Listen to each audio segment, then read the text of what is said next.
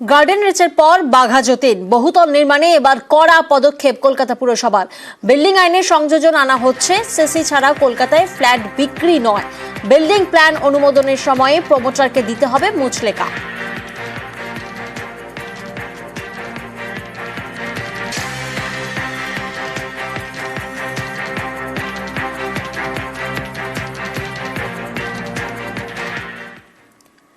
গোড়া থেকে ভেঙে গিয়েছে, একেবারে হেলে পড়েছে বহুতল। আর এই বহুতলেই ছিল সাধের ফ্ল্যাট।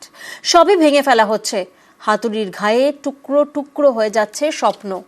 এই বিপদের সময়ে প্রমোটার ফোনই ধরছেন না। এবার কি হবে? ব্যাংক তো ঠিক ইএমআই কাটবে। বাঘা যতীনের শুভ অ্যাপার্টমেন্টে এখন সবকিছুই যেন অশুভ।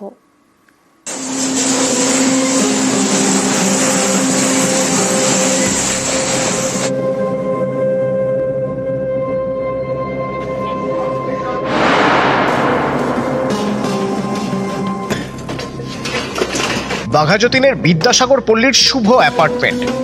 এই বহুতলে 8টি ফ্ল্যাট, 8 ফ্ল্যাটে 8টি পরিবার। কয়েক মাস আগে এই বহুতল কিছুটা হেলে পড়ে। মঙ্গলবার একেবারে ভয়াবহ পরিস্থিতি।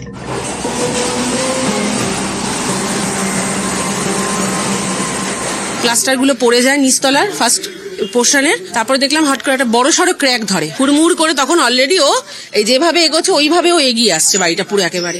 ওই টাইমের মধ্যে আমরা যা পেরেছি আমরা তিনজনে প্রাণে বেরিয়ে গেছি। কোনো না জিনিসপত্র নিতে পেরেছি, না আমাদের কোনো দরকারি কিছু নিতে পেরেছি, কিচ্ছু নিতে পারিনি। এক কাপড়ে আমরা দৌড়ে ছুটে বেরিয়ে এসেছি। নিজেই আমি প্রচন্ড ট্রমাটাইজ। মানে এইভাবে একটা এত রিস্ক ভাবে, এত জীবনের সংশয় নিয়ে, প্রাণ সংশয় নিয়ে এইভাবে থাকাটা, ছেলে কেউ নেই সেই মুহূর্তে, আমি একজন মহিলা হয়ে খুবই। ওই আমার বাড়িটার জন্য এখন খারাপ হয়ে আছে। বলছে যে সোজা করা, ঠিক করবে মিস্ত্রি। তারপরে কিছুদিন পরে দেখলাম ঘর ঘর ঘর ঘর ঘর শব্দ হচ্ছে, মেশিন টেশিন দিচ্ছে, আর কতগুলি জগ লাইন দিয়ে বসানো। তারপরে দিনে ঘটা আমি এখন পুরোপুরি হেলে গিয়েছে বহুতল। পুরসভা ভেঙে ফেলছে। হাতুড়ির ঘা পড়ছে বাড়িতে, ঘা পড়ছে মনে। হেলা বহুতলকে সোজা করা হবে, তাই গত মাসে ফ্ল্যাট ছেড়েছিলেন। আশা ছিল কয়েক মাসেই ফিরতে পারবেন। সে আর ফেরা হলো না।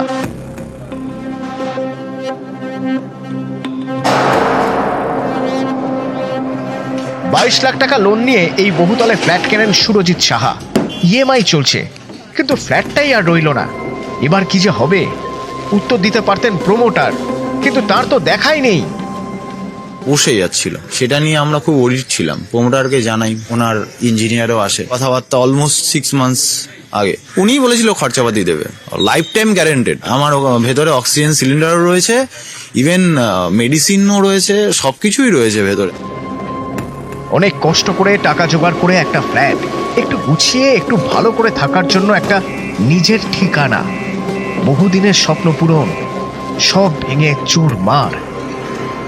আমাদেরকে বলেছিল সবাইকে মানে জিনিসপত্র কিছু সরানোর দরকার নেই, শুধু আপনারা সরে যান। 2 মাসের মধ্যে কাজ শেষ হয়ে গেলে তারপরে আপনারা আবার ইনট্যাক্ট চলে আসবেন। এখন কোনোভাবে যোগাযোগ করা গিয়েছে সে সংস্থার সঙ্গে কিংবা প্রমোটারের সঙ্গে? না না না, কারোর সাথে আমি কোনো যোগাযোগ করতে পারিনি, কারণ কি প্রমোটার সুইচ অফ করে রেখেছে। আমি তো লোন ফোন দিতে পারবো, পয়সা দিতে পারবো না। আমার তো পুরো গলা পর্যন্ত লোন হয়ে বসে আছে।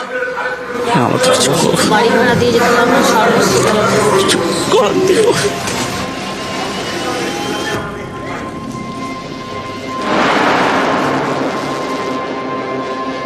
মধ্যবিত্ত বাঙালি সারা জীবনের সঞ্চয় দিয়ে একবারই ছাদের সংস্থান করে। চোখের সামনে চলে গেছে সেই ছাদটুকু।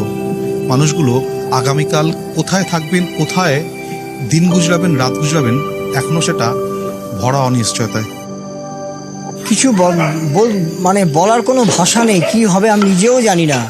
এখন কি পরিস্থিতি দাঁড়াবে, আমি তো নিঃস্ব হয়ে গেছি। আমার ছাদ চলে গেছে, আমার সমস্ত কিছু আমাদের চলে গেছে। পথে বসা ছাড়া আমাদের কোনো উপায় নেই।